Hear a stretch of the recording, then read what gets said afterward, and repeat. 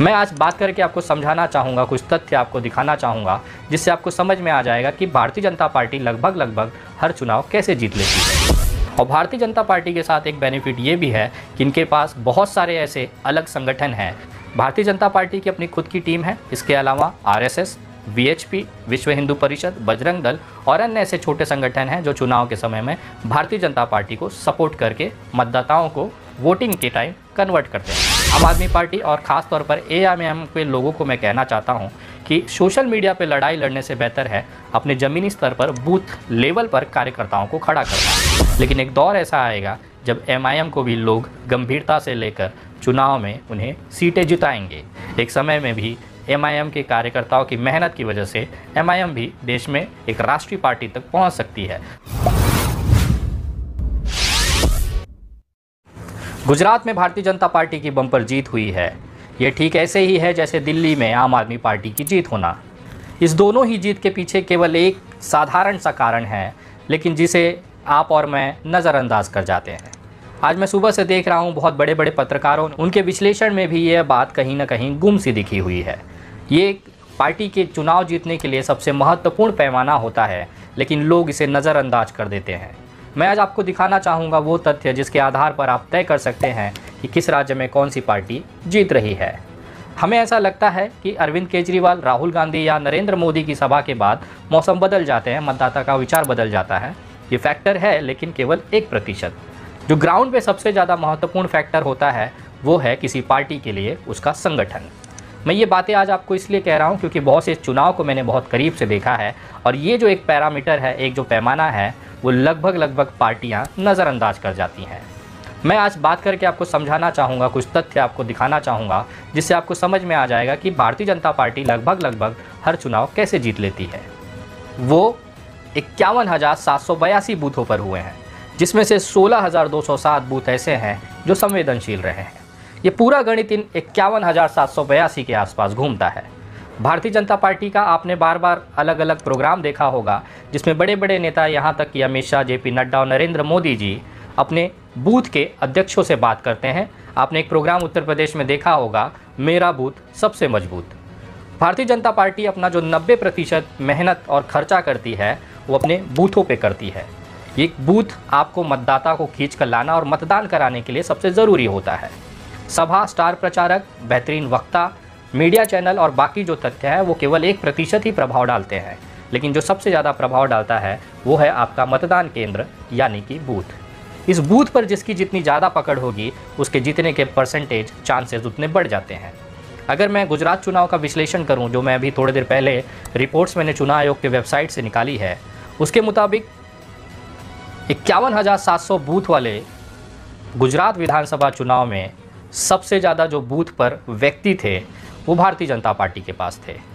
एक बूथ पर भारतीय जनता पार्टी के पास 52 लोग हैं।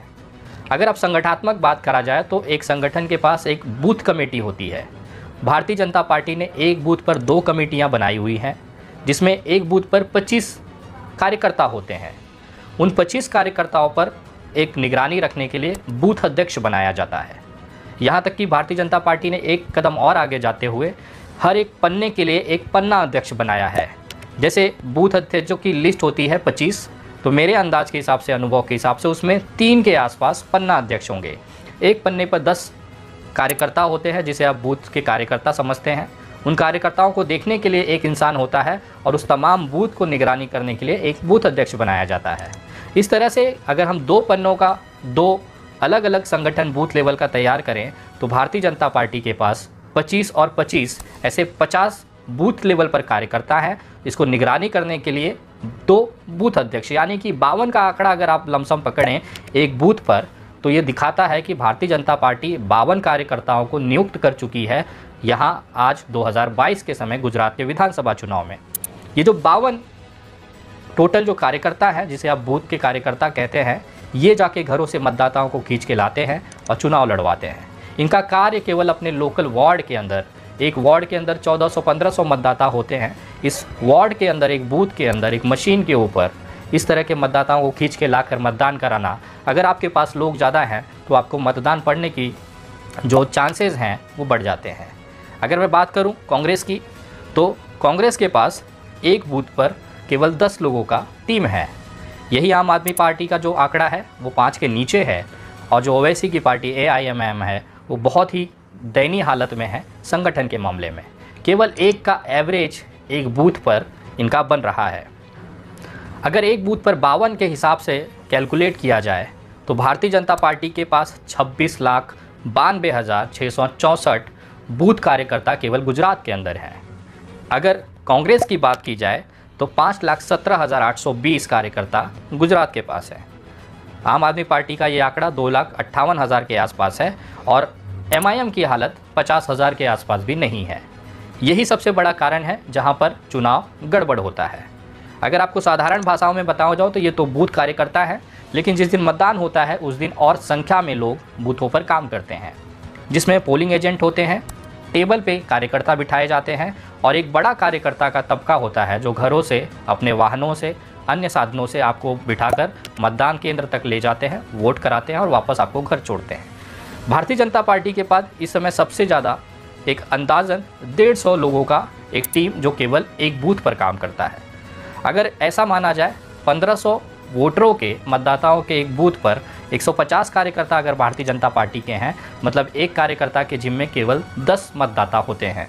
उस 10 में से अगर वो 6 मतदाता भी अपने पाले में ले आकर वोटिंग करा देता है तो 60% वोट आपको दिखने मिल जाता है। और यही कारण है कि गुजरात में जो 52% मतदान इस बार हुआ है उसका सबसे बड़ा कारण बूथ पर इनके टीमों की तैनाती का है। कांग्रेस की अगर बात किया जाए तो एक मतदान वाले दिन 15 लोगों की टीम काम करती है। इसका मतलब 100 वोटर पर एक कांग्रेस का कार्यकर्ता है। इसमें बहुत तकलीफ बढ़ जाती है 100 वोटरों को पहुंचना सुबह 7 बजे से लेके शाम को 5 बजे तक, और उनको वोट कन्वर्ट कराना। तो कांग्रेस की जो हालत आज 29-30% पर है, 23-24% पर है, वो इसी कारण से है। उसके बाद आम आदमी पार्टी का हालत और भी बुरा है। जिस तरह से मीडिया चैनल और सोशल मीडिया पर यह चुनाव लड़ा गया, वास्तविकता में एक बूथ पर 5 लोगों की भी टीम आम आदमी के पास नहीं थी। 5 लोगों का मतलब होता है 1500 वाले मतदाता क्षेत्र में 300 मतदाता पे एक आम आदमी पार्टी का कार्यकर्ता। 300 लोगों को आपको एक कार्यकर्ता संभाल रहा है। ये रेशो जो है बहुत ही दयनीय हालत की है। उसके बाद MIM का हालत तो ये है कि 1500 बूथ पर 1 या 2 कार्यकर्ता उनके कार्यरत रहते हैं। जो 700 के आसपास का एवरेज आप पकड़िए कि एक इंसान के जिम्मे 700 मतदाता होते हैं, वो आपको वोट कन्वर्ट कराना और बूथ को मैनेज करना, ये दोनों चीज़ें संभालता है। तो ये कारण है बूथ लेवल के कि जहाँ पर वोटिंग खिंचवा कर डलवाना सबसे बड़ा कार्य होता है। और इसमें अगर आप देखेंगे तो भारतीय जनता पार्टी गुजरात में सबसे ज़्यादा आगे है। अगर MCD दिल्ली की बात की जाए तो ये मामला उल्टा पड़ जाता है। वहाँ पर हर एक बूथ पर करीबन 150 से 200 का एवरेज आम आदमी पार्टी के बूथ कार्यकर्ताओं का है। शायद यही कारण है कि दिल्ली में अरविंद केजरीवाल को हराना लगभग नामुमकिन सा हो जाता है, क्योंकि उनके बूथ की जो शक्ति है वो उनके कार्यकर्ताओं के पास होती है। वो घरों से आपको मतदाताओं को निकालते हैं और मतदान कराते हैं। ये जिसके पास ये संख्या ज़्यादा होगा वो वहाँ का राजा होगा। एक बहुत ही साधारण सा टेक्निक है जिसे लगभग हर पार्टियाँ जानती है लेकिन नज़रअंदाज कर देती हैं। दूसरा जो सबसे बड़ा फैक्टर ये था कि आपको चुनाव में किस लेवल पर लड़ रहे हैं। नॉर्मली कुछ लोग होते हैं जो केवल चुनाव लड़ने के लिए लड़ते हैं, लेकिन एक तबका ऐसा होता है जो चुनाव जीतने के लिए लड़ता है। उसके लिए आपको मेहनत करता हुआ दिखेगा। कांग्रेस पार्टी के जिस तरह से जो केंद्रीय नेतृत्व है, सबसे ऊपर का नेतृत्व है, वो निष्क्रिय दिखा, संवेदनशील दिखा। न सोनिया गांधी, न राहुल गांधी, न कोई बड़ा नेता गुजरात की तरफ रुख किया। उनका पूरा ध्यान अपने भारत जोड़ो यात्रा पे था। इससे जनता को एक मैसेज गया कि कांग्रेस जो है वो पहले ही मैदान छोड़ चुकी है।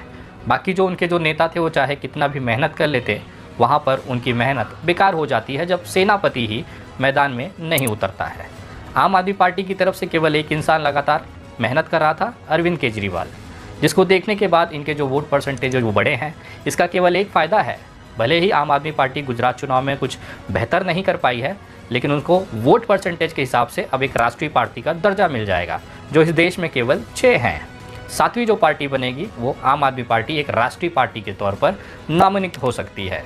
कांग्रेस की दयनीय हालत, आम आदमी पार्टी की मेहनत, कहीं ना कहीं ये जो आपस में वोटों का बंटवारा हुआ है, क्योंकि 2017 का अगर विधानसभा चुनाव देखा जाए तो कांग्रेस के पास 40% का वोट शेयर था, लेकिन अब ये वोट शेयर 2 पार्टियों में बढ़ चुका है, आम आदमी पार्टी और कांग्रेस। कांग्रेस की निष्क्रियता और असंवेदनशीलता की जो कारण है उसका फ़ायदा आम आदमी पार्टी को वोट कन्वर्शन में मिला है।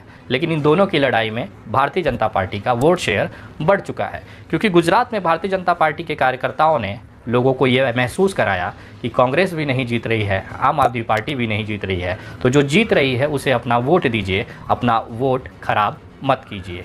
नॉर्मली ये जो कहानी है हर विधानसभा क्षेत्रों में लागू होती है। दिल्ली के एमसीडी में भी यही हालात दिखाए गए कि दिल्ली के अंदर केवल आम आदमी पार्टी का ही कार्यकर्ता जगह जगह चप्पे चप्पे बनाए गए हैं, उनके बूथ्स हैं, उनके लोग एक्टिव हैं। यही कारण था कि दिल्ली में अरविंद केजरीवाल की शानदार जीत एमसीडी में हो पाई है। इसके अलावा जिस भी पार्टी के पास अपना बूथ लेवल का संगठन होगा उसी के लिए ये जीतना बहुत बड़ा आसान हो जाता है।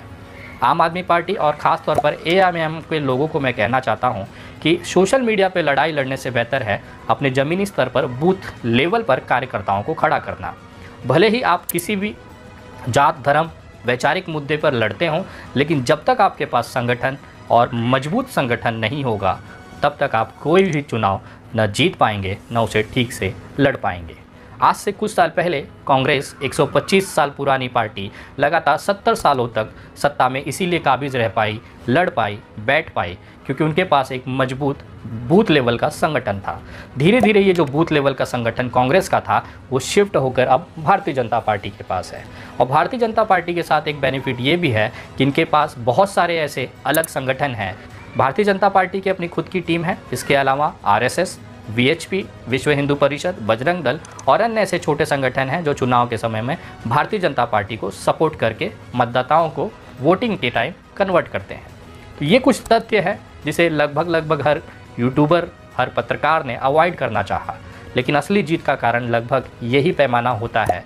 जिन्होंने भी चुनाव को बहुत करीब से देखा है वो मेरी बातों से सहमत हो सकते हैं। खासतौर पर ओवैसी जी के लिए मैं एक संदेश करना चाहूँगा, बोलना चाहूँगा उनके कार्यकर्ताओं को कि सोशल मीडिया पर एक दूसरे को आरोपित करके, गाली गलौज करके सोशल मीडिया पर अपनी ताकत दिखाने से बेहतर है कि ज़मीनी स्तर पर आप अपना संगठन मजबूत करिए। भले इसके लिए अगला 10 साल जाएगा, लेकिन एक दौर ऐसा आएगा जब एमआईएम को भी लोग गंभीरता से लेकर चुनाव में उन्हें सीटें जिताएंगे। जिस हालत में आज से 10 साल पहले आम आदमी पार्टी थी, आज उसी हालत में एआईएमआईएम है।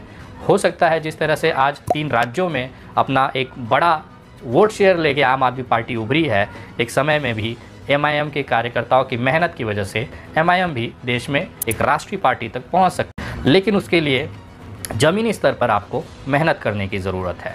ओवैसी साहब, बाकी जो इनके स्टार प्रचारक हैं, वो कब तक आप लोगों को मंचों पर एक खूबसूरत भावनात्मक बातें कर रुझाते होंगे, लेकिन वो बातें केवल उस स्टेज, उस मैदान तक रह जाती है, वोट में कन्वर्ट नहीं हो पाती। और वोट में ना कन्वर्ट होने का सबसे बड़ा कारण है कि एमआईएम के पास आज के तारीख में कोई भी कार्यकर्ता बेस नहीं है। ये रिपोर्ट आपको कैसी लगी इसके बारे में कमेंट करके ज़रूर बताएं। वीडियो को शेयर करें और वापस मिलेंगे अगले किसी ऐसे ही ज्वलंत मुद्दे पर। Thanks for watching. मैं हूं शरीफुल शेख। ये वीडियो में अगर आपको इन्फॉर्मेशन मिला तो वीडियो को लाइक कीजिए और ज़्यादा से ज़्यादा शेयर जरूर कीजिए। और इसी तरह की खबर जानने के लिए चैनल को सब्सक्राइब कीजिए, पेज को फॉलो कीजिए और देखते रहिए सच झारखंड टीवी।